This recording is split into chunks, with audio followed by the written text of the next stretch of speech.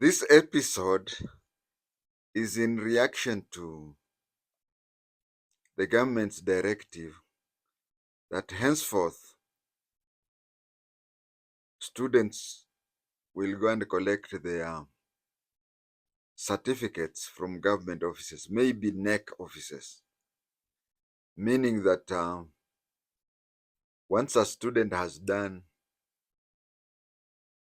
his or her CAPSEA, I don't know, the secondary version is called what, KCSC and whatever. Now students will be going to District Director of Education's office to go and get their certificates there. This is to stop head teachers or principals from detaining the certificates until the student has cleared his or her exams. This is my reaction. First of all, I'm no longer a parent on that level. If there is a provision for a grandparent or even a guardian, well, I may apply. But my kids are in tertiary and I've gone through various problems in the past. I want to share with the government my experience. And for once, Ruto government, listen to people. Listen to people. This government is a bottom-up government. That is what it campaigned for. That is what it should be.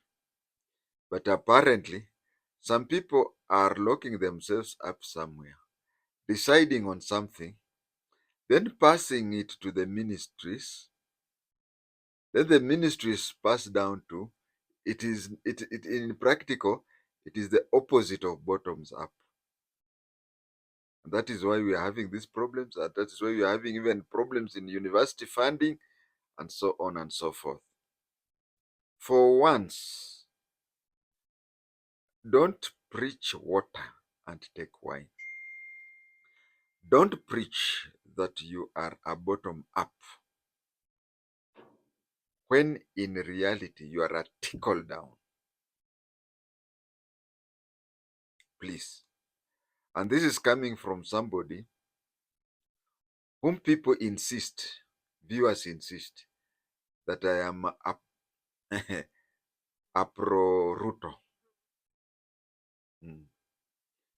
I personally, I don't believe I'm a pro Ruto, but me personally is I tend to believe that facts have got to be played on the table, and if the facts come out that they are leaning towards Ruto, then but my intention is not to, pro Ruto or anti Ruto are two different people, of which I'm neither. Pro Ruto will just come out. I don't want to give a percentage of whatever, but irrespective of whether you are pro Ruto, okay, pro this or anti this, let us call it a pro Ruto and anti Ruto. There are those people who are just anti Ruto. If things are 98% going for Ruto, they will deliberately ignore the 98% and look at the 2% that is anti-Ruto. The same applies to anti-Ruto people. I mean, I don't know whether I'm mixing myself, but I'm saying if you are a pro-Ruto, you will concentrate only on something that is positive about Ruto and ignore something that is negative about Ruto, irrespective of whatever percentage it is, and vice versa. If you are anti-Ruto, you'll concentrate on whatever is anti-Ruto and ignore the good things that Ruto has done. So pro Ruto, just intention is just to paint Ruto white, and anti Ruto is just to paint Ruto black, irrespective of the things in on the ground.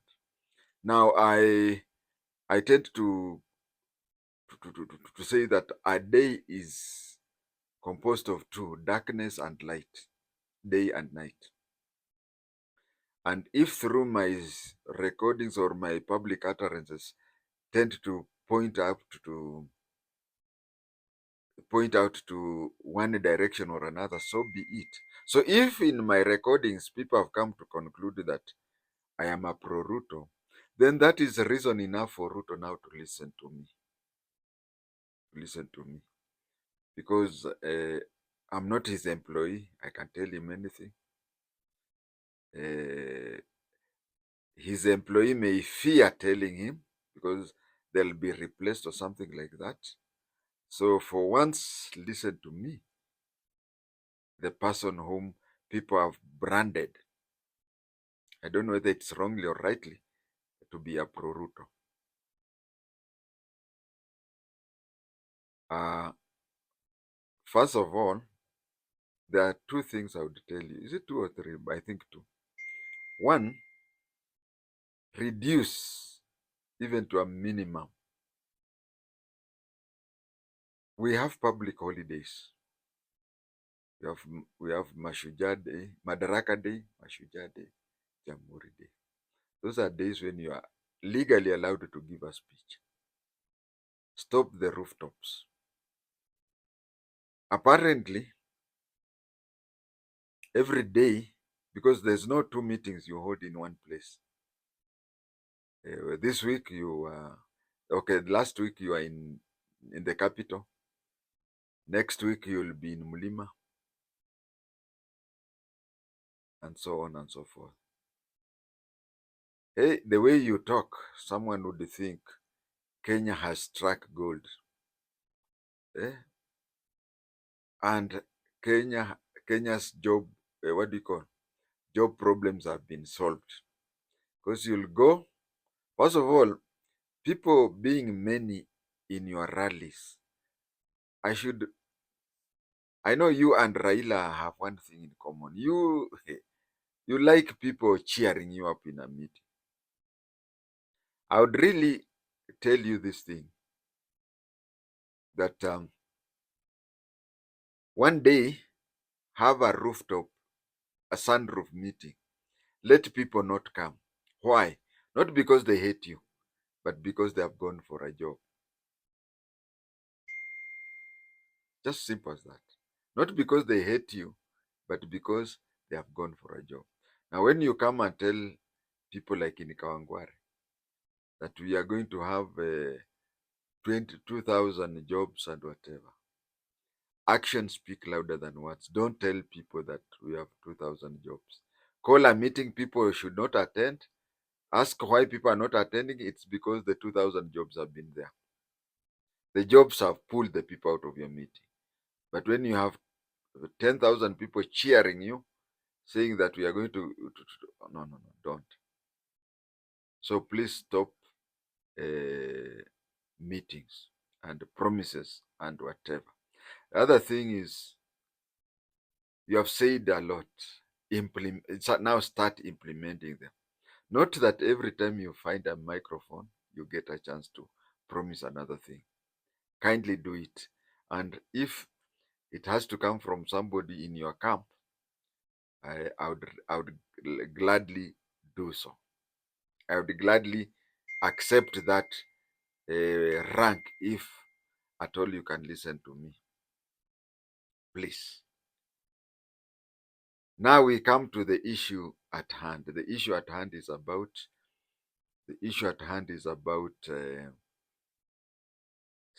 students not going to collect their certificates in school. They are going to collect their certificates in the sub-county director of education.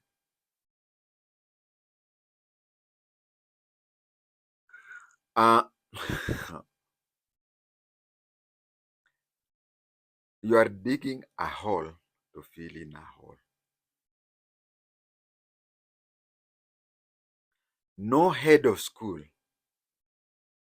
detains certificates because he wants to have certificates. In fact, as a former police officer, as a former detective, I would say this. If you detain somebody something, if you detain somebody something,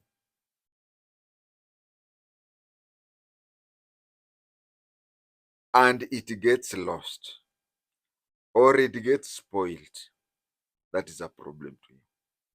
So no school head likes detaining certificates. There is, first of all, this risk that we call it, in my vernacular, we call it crossing the river, the flooded river. The first person goes, uses a certain transaction, sees it's bad, goes the other side, whatever. Then you mark the places where that person has crossed. If the person crosses in this zigzag way and crosses and goes to the other side of the river, the second and subsequent people will start doing the same. They'll start using the system where they'll start, okay, in a river you can't mark a place where you step. So it will be, he, he, he or she must have stepped here, so you step there. He or she must have stepped here, so you step there. He or she must have stepped here. So you zigzag that way and go on that way. But if you have a feeling that the first person stepped here and was taken away by flooded water, you'd step there. This is what is going to happen. There are some students right now who have not paid. Okay, there are those who did last year, who have not paid full school fees. When they have not paid full school fees, you have now directed, or your government has directed, that the students will now go to the director of education's office and collect the fees. No, collect the certificate. So expect that the candidates for this year, the number will increase. If it was 1,000, expect it to be 1,250. Next year, expect them to be 1,500, and so on and so forth. Until after a few years, you will get the whole class will not have paid. Because there will be no difference. Whether you pay fees or you don't pay fees, you'll get your certificate. Now you leave the school principals as school managers to have problems. Remember, in a private school, all the money that is paid to employees, teachers, teaching and non-teaching staff comes from school fees. In public schools, most of the school fees is paid by the government. The students only pay something little. If I'm not wrong, maybe students pay around 34%. The rest is paid for by the taxpayers. Now, the school head is given funds straight from the exchequer. At the same time, the school manager gets money from the fees that parents pay. Now, you have given the students and their parents and their guardians, they say, okay, why pay? Even if I don't pay, I'll still get the certificate. Now, being a school manager is going to be a very, very difficult job. You are expected not to charge fees. It will be pay as you wish, school fees.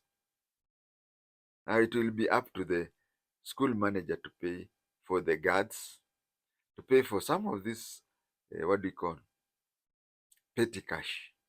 Now, students will not pay for that. To make yourself populist, you have gone for the votes. You have gone for the votes. You have told, and you know this is 2025. Next year is 2026, and that is the year you'll target. You'll want no parent to pay anything in 2026, so that young youths, the youths who are now getting their ID in 2026 and 2027, will vote for you because they went to school without fees. But what will happen to the school managers? Uh, Kibaki said, and it is Kibaki who said, that kulipa ushuru ni kujitegemea. It is Kibaki who said so. When he said free primary education, he did that at the same time finding funds from the exchequer to replace that hole that has been there. So yes, you are telling students not to pay fees indirectly, but then you should make sure that the funds to replace that fees is coming. That is that. Now, the other thing, as I finish, is that this government came up with the slogan bottom-up economy. Things start from, but right now like, look at the way Beatrice Nyangala talked. Beatrice Muganda Nyangala talked to the Senate. It's like she doesn't. It's just like she doesn't come from Kenya. You know, Kenya's head of state, the president, used to stay Ngando, Upper Ruto. So he's somebody who knows how you lock yourself in the house. Landlord or agent anagonga, unasema gonga mpaka uchoke. The president of Kenya, who stayed in Ngando, Upper Riruta satellite, is not the governor, McDonald, I don't know who was just brought in Kenya. If you check with the governors, you'll find that there's a governor who was in Kenya, then he was transferred to be the governor of Uganda, then he was transferred to be the governor of Singapore. These are people who just come. He's told you are the governor of Kenya, and 5 years ago he was not in Kenya. We have to do things knowing that we are in Kenya. We have to do things knowing that we are in Kenya. But what happens is that, yes, mimi ni mtu wa special branch, I know. People are called to State House. They are told, the things are looked at. The president is told, okay. He comes up with, okay, let me give an example of the university funding. He comes up with the idea, oh, this and this. Experts tell him, what you are doing cannot work. And that is the problem I have. I don't know whether other Kenyans have, but that's the problem I have with the Ruto. Please do a lot of consultations with experts. Don't just like in a Kisiangani there just to earn allowances. Have things with, because before you even started this 4-band thing, experts told you that this thing cannot sustain. Cannot sustain.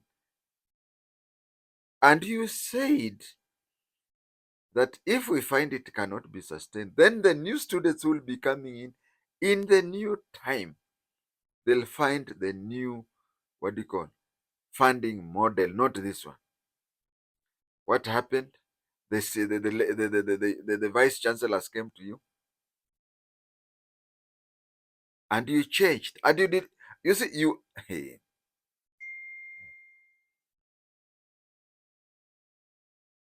I don't know whether that is the proper way to talk it. Maybe it is impolite, but I don't mean it to be impolite.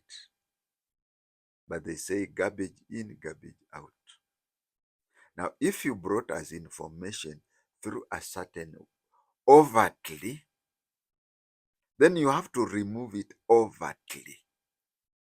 When you say that this is the 4 system we are going to have, 4 bands, And then you reach somewhere and say, no, I have come to realize that we cannot finance these things because of what we have said. Now we are going to have the 5 bands. For God's sake, if you did it overtly, then remove it overtly. Don't just tell people, oh, we have, in fact, some students will have full scholarships, you nini nini.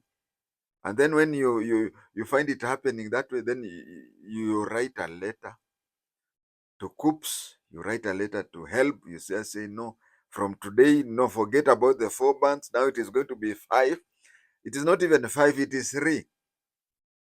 Because the 2, which the university is supposed, no, which the HELP is supposed to fully fund, you remove it. So you say, yeah, we have band 1 and band 2, but you place everybody in band 3, 4, and 5. So if, like now, we had it in the 80s during when 844 started, and now we have it Kapsea time. I think there is a time when you'll find that we have Form 2, Form 3, and Form 4, and we don't have Form 1. Then we have Form 3 and Form 4, but we don't have Form 1 and Form 2. Now, in the 80s, what they did is that those who are in Form 4 and up to Form 6 used to tell Form 3 that you are still the monos, you are still a Form 1 because there is no Form 1 and Form 2. So the thing is, what I want to tell the president is that when you tell people that there are 5 bands and you place completely nobody in band 1 and band 2, then you are cheating us, telling us that there is band 1 to 5. When there are, if there is band 3, 4, and 5, then we have 3 bands. We have 3 bands, not 5, because band 1 and 2 is imaginary bands. Then we are, let me put it this way. When students are on TV on strike, look at them, Mr. President. Just look at the way they are dressed. Do they seem to come from a background where they can pay 100,000 fees per year? Not forgetting that they stay in private rooms, hostels, they cook for themselves and whatever. Their relationship with the university is just lecture. They have to go to some place, pay for hostel, and their paying is different from what you and me pay, because there is 4 months that they are on holiday and they pay rent for those 4 months. But the 8 months that they are in the university, they have to decide what to eat. They have to pay for their tokens. They have to pay for their Wi-Fi. They have to, Mr. President. But then when you can't get that, because when you sit with those people, you tell them what to say, what to do. Now, if you have said that you have started 4 months overtly, then you come up with the 3 bands that you pretend to be 5. Go back overtly and say so that we have 5. Actually, they're not even 5, they are 3. 2 are ghost, not workers, ghost bands. If there is anything you gave out covertly, remove it covertly. If you gave out overtly, then remove it overtly. Now we are going to have schools, and that is why we are having university funding problems. We are going to have school managers, both at college, university, and even schools, where nobody is paying anything and the bills are piling up. I'm hearing, I don't know how true it is, that the universities have scaled down the parallel degrees. Now, parallel degrees used to assist in that